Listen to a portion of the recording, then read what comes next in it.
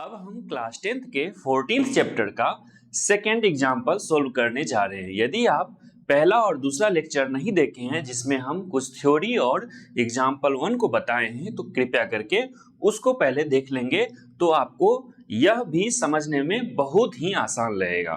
चलिए प्रोबेबिलिटी को और ज्यादा एक्सप्लोर करते हैं एग्जाम्पल 2 के माध्यम से।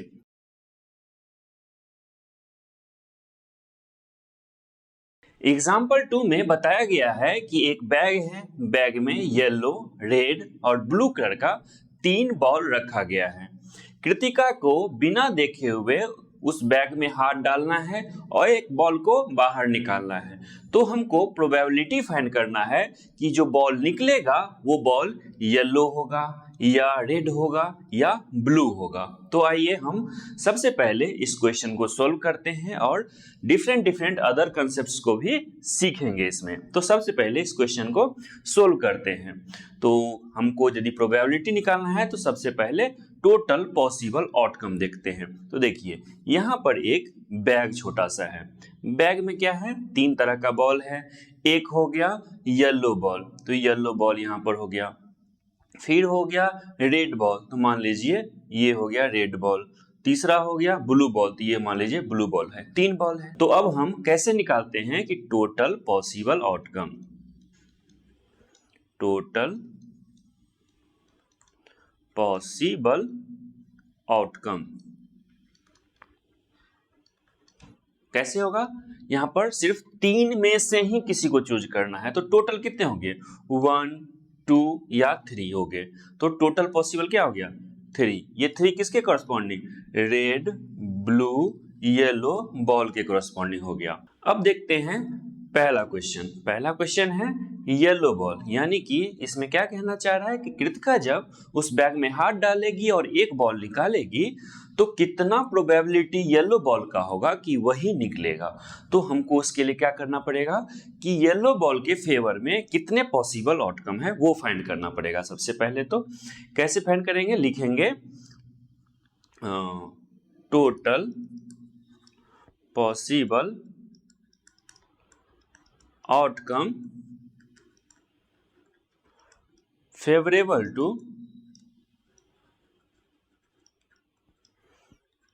टू येलो बॉल कितने हो जाएंगे, क्योंकि ये हो गया मान लीजिए येलो, ये हो गया रेड और ये हो गया ब्लू।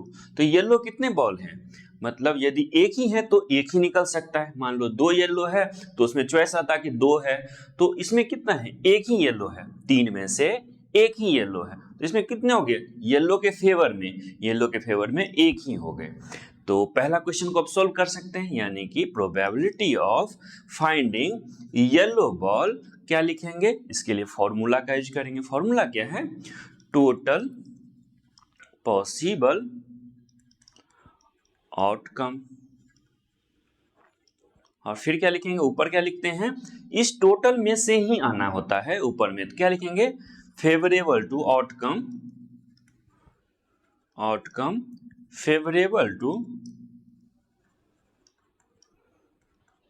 Yellow ball.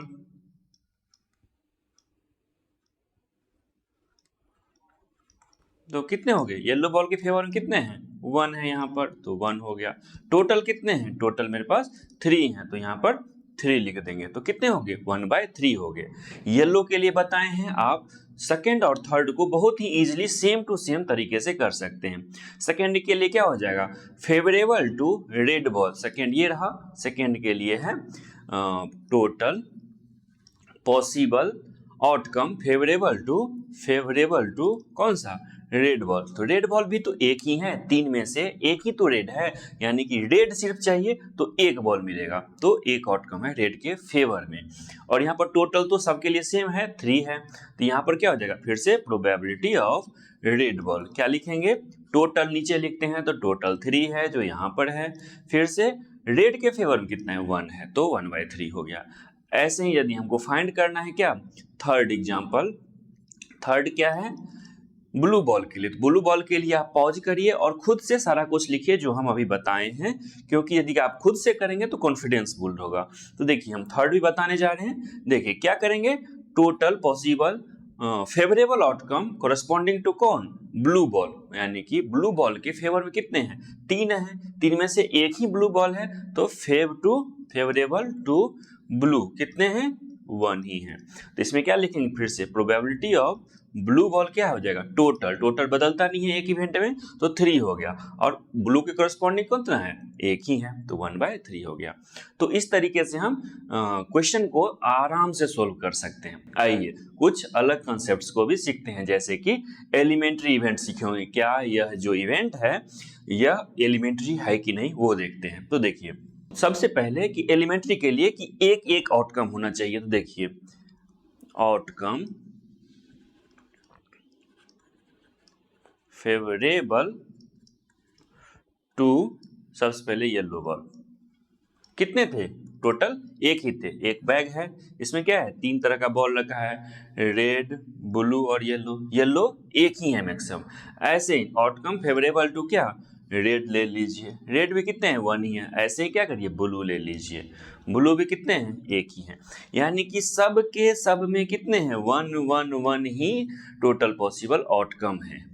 रेड के फेवर में एक ही है, ब्लू के फेवर में एक ही है, येलो के फेवर में एक ही है। जब तीनों में एक एक ही है तो क्या हो जाएगा, ये एलिमेंट्री इवेंट हो जाएगा। किसी एक में भी एक के अलावा कुछ और रहता, मान लीजिए यहाँ पर एक के अलावा 2 रहता तो एलिमेंट्री इवेंट नहीं रहता, लेकिन यहाँ पर क्या है, सब के सब में एक एक ही है, सब के सब में एक एक ही है, इसलिए क्या हो गया, एलिमेंट्री इवेंट हो गया। मान लीजिए सब के सब में 2 रहता तो एलिमेंट्री होता, सोचिए नहीं होता, तो सिर्फ एक ही चाहिए और सब में चाहिए, वो एलिमेंट्री इवेंट होता है। ठीक है, और क्या बताए थे, यहाँ पर हमको प्रोबेबिलिटी फाइंड ऑलरेडी कर चुके हैं, क्या, probability of yellow 1/3, probability of blue कितना 1/3, और प्रोबेबिलिटी ऑफ रेड कितना 1/3। ब्लू येलो और रेड के अलावा 3 ही बॉल है, तीनों का प्रोबेबिलिटी फाइंड कर लिए, तो इसका सम क्या होगा, 1 होगा। पता है आपको कि ऑल प्रोबेबिलिटी जो एलिमेंट्री इवेंट हैं, और ऑल प्रोबेबिलिटी यदि हमको विश्वास हो जाए कि हमको जो भी एलिमेंट्री इवेंट है सबका हम प्रोबेबिलिटी फाइंड कर चुके हैं, तो उस सब प्रोबेबिलिटी को यदि ऐड करते हैं तो उसका वैल्यू कितना होता है, 1 होता है। यानी कि यहाँ पर यदि और समझिए तो रेड ब्लू और येलो था, 3 एलिमेंट है, तीनों का यदि हम प्रोबेबिलिटी फाइंड कर चुके हैं, यहाँ पर ब्लू येलो और रेड है, तीनों का फाइंड कर चुके हैं, तीनों को ऐड करेंगे तो हमेशा 1 ही मिलेगा। तो देखिए क्या है, यहाँ पर लिखेंगे probability of yellow plus probability of blue plus में प्रोबेबिलिटी ऑफ रेड, कितना कितना हो गया, 1/3 प्लस 1/3 प्लस 1/3 हो गया, तो इसका वैल्यू कितना होता है, 1 होता है। सिंपल सा बात है, यदि आप पिछले लेक्चर को अच्छे से देखे होंगे तो ये सब आपको हेल्प करेगा और अच्छा कंसेप्ट को एकदम से हार्ड तरीके से आपको याद रखने में। समझ तो पहले भी गए होंगे आप लेक्चर 2 में। देखिए अब हम समझते हैं कि हम जो कुछ बोले थे, प्रोबेबिलिटी ऑफ समथिंग प्लस में probability of something not equals to 1 होता है, तो ये भी आप यहाँ पर अच्छे से समझ सकते हैं, और भी अच्छे से, एग्जाम्पल 1 से भी ज़्यादा अच्छे से समझ सकते हैं। कैसे, देखिए यहाँ पर हम क्या लिख सकते हैं, सबसे पहले लिखते हैं प्रोबेबिलिटी ऑफ येलो बॉल कितना था 1/3, प्रोबेबिलिटी ऑफ ब्लू बॉल कितना था 1/3, और प्रोबेबिलिटी ऑफ रेड भी था 1/3। ठीक है, ये हमको पता है। अब हम क्या लिख सकते हैं, प्रोबेबिलिटी ऑफ येलो लिख सकते हैं, प्लस में प्रोबेबिलिटी ऑफ येलो नॉट, जो यहाँ पर लिखते हैं येलो उसी को यहाँ पर नॉट में लिख देते हैं, तो इसका वैल्यू क्या होता है, 1 होता है हमेशा। इसको चलिए हम प्रूव करके बताते हैं। पहला हो गया, हम पहला और दूसरा को प्रूव करेंगे, तीसरा को आपको खुद से करना ही चाहिए। ठीक है, देखिए हम इसको प्रूव करने जा रहे हैं, पी वाई को तो ऐसे ही लिख देते हैं। ठीक है, एक चीज और जो यहाँ पर अभी हम फाइंड किए उसको हम इस रिजल्ट को भी हम लिख लेते हैं यहाँ पर।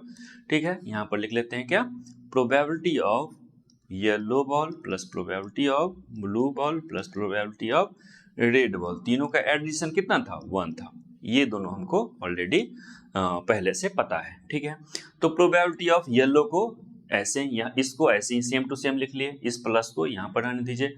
इसका मतलब क्या होता है, इसका मतलब होता है प्रोबेबिलिटी y यानी कि येलो को छोड़ के, y मतलब येलो को छोड़कर बाकी सभी, इसका मतलब क्या होता है, बाकी सभी, इसको ऐसे ही याद रखेंगे तो आपको कंफ्यूजन कभी एग्जाम में नहीं होगा। ठीक है, 1 हो गया। इसका हम एग्जाम्पल 1 में भी अच्छे से बताए हैं। ठीक है, एग्जाम्पल 1 में भी आपको अच्छे से बताए हैं। तो क्या हो जाएगा, पी वाई हो जाएगा। पी वाई को तो ऐसे ही रहने दे रहे हैं। अब इसको क्या लिख सकते हैं, इसको लिख सकते हैं P यानी कि प्रोबेबिलिटी ऑफ येलो को छोड़कर बाकी सभी, यानी प्रोबेबिलिटी ऑफ येलो है हमको, प्रोबेबिलिटी ऑफ ब्लू है, प्रोबेबिलिटी ऑफ रेड है, इसके अलावा कुछ नहीं है। तो अब हम क्या करेंगे, येलो इसको तो छोड़ देंगे, बाकी ये और ये जो है इसको हम यहाँ पर लिख लेंगे। तो क्या लिखेंगे, प्रोबेबिलिटी ऑफ क्या है, ब्लू है, प्लस में प्रोबेबिलिटी ऑफ रेड है इक्वल्स टू 1। ये देखिए अभी जो हमको फाइंड हुआ है वो क्या फाइंड हुआ है, यही चीज जो ऑलरेडी हम फाइंड कर चुके हैं। तो प्रूफ हो गया मेरा कि यदि probability of something plus probability of something not लेते हैं तो इक्वल्स टू 1 लिखते हैं। और जब भी समथिंग नॉट कहेंगे तो उसका मतलब क्या होता है, जो यहाँ पर लिखा हुआ है यानी कि इसका मतलब क्या है, प्रोबेबिलिटी ऑफ येलो है, ये प्रोबेबिलिटी ऑफ येलो है और ये प्रोबेबिलिटी ऑफ येलो नॉट, मतलब येलो के अलावा बाकी सभी आ गया। तो ये यहाँ पर लिखा हुआ भी है। तो इस टाइप से आप आसानी से समझ सकते हैं कि 1 कैसे आ रहा है। आप ये सब जो सीख रहे हैं वो अच्छे अच्छे क्वेश्चन को सोल्व करने के लिए, ये कंसेप्ट है मात्र। ठीक है, हो सकता है क्लास 10th में यही क्वेश्चन पूछेगा तो आपको इस टाइप से आंसर देना है। लेकिन आपको जैसे जैसे क्लास बढ़ते जाएगा, अच्छे क्लासेस मिलेगा 11th 12th या इंजीनियरिंग सब में, तो आपको इस पे बेस्ड क्वेश्चन मिलेगा। ये तो आपका कंसेप्ट हो गया। ठीक है, तो कंसेप्ट बिल्ड अच्छा रहेगा तो आपको आगे क्लासेस में बहुत अच्छा होगा, आसान लगेगा सीखना। ठीक है, तो आइए देखते हैं कि इसको और एक के लिए सोल्व किए, ये ऐसे ही करके दूसरा के लिए हम सोल्व करते हैं। फिर से क्या, probability of red, same to same काम करेंगे। प्रोबेबिलिटी ऑफ रेड प्लस में प्रोबेबिलिटी ऑफ रेड नॉट, तो क्या लिखेंगे, 1 लिखेंगे। ऐसे ही प्रोबेबिलिटी ऑफ रेड लिखेंगे प्लस में प्रोबेबिलिटी रेड छोड़कर बाकी सभी, तो रेड छोड़ के बाकी सभी क्या है, रेड नहीं लेना है तो ब्लू लेना है, हाँ लेना है, रेड नहीं लेना है तो येलो लेना है, ये लेना है, इक्वल्स टू 1 होगा। तो रेड ब्लू येलो तीनों आ गया, इक्वल्स टू 1 ऑलरेडी हम प्रूफ कर चुके हैं। तो इस तरीके से हम आसानी से समझ सकते हैं। और आपको क्या समझना है कि ये जो लिखते हैं ये प्रोबेबिलिटी ऑफ समथिंग और प्रोबेबिलिटी ऑफ समथिंग, ये एक दूसरे का क्या होता है, कॉम्प्लीमेंट्री होता है। एक दूसरे का क्या होता है, कॉम्प्लीमेंट्री होता है, यानी कि P R probability of red ball is complement of, क्या लिखेंगे, प्रोबेबिलिटी ऑफ रेड नॉट लिखेंगे। एक दूसरे का कॉम्प्लीमेंट होता है, यानी कि एक को दूसरे से ऐड करेंगे तो वैल्यू 1 देता है, इसका एक ये भी मतलब हो गया। ठीक है, तो कभी क्या रहेगा, क्वेश्चन में आपको ये दिया रहेगा, ये पूछेगा, क्या करेंगे, इसको इस साइड ले आएंगे, यानी कि पी रेड मतलब probability of red ball plus probability of red ball not equals to 1 हमको ऑलवेज पता है। यदि हमको मान लीजिए पी रेड दिया हुआ है कि ये क्या है 1/3 दिया हुआ है, तो आपको पी आर नॉट पूछ लेगा, क्या करेंगे, इसको 1 - 1/3 करेंगे तो 2/3 आ जाएगा। तो इस टाइप से छोटा छोटा क्वेश्चन बनता है। अच्छा क्वेश्चन भी आप सोल्व करेंगे आगे के क्लासेस में। तो इस वीडियोस को हम यहीं पे समाप्त करते हैं। यदि आपको अच्छा लगता है तो वीडियो को लाइक करिए, चैनल को सब्सक्राइब करके दोस्तों में शेयर कर सकते हैं, फेसबुक व्हाट्सएप पे कहीं पे भी शेयर कर सकते हैं। तो मिलते हैं आपसे अगले लेक्चर 4 में।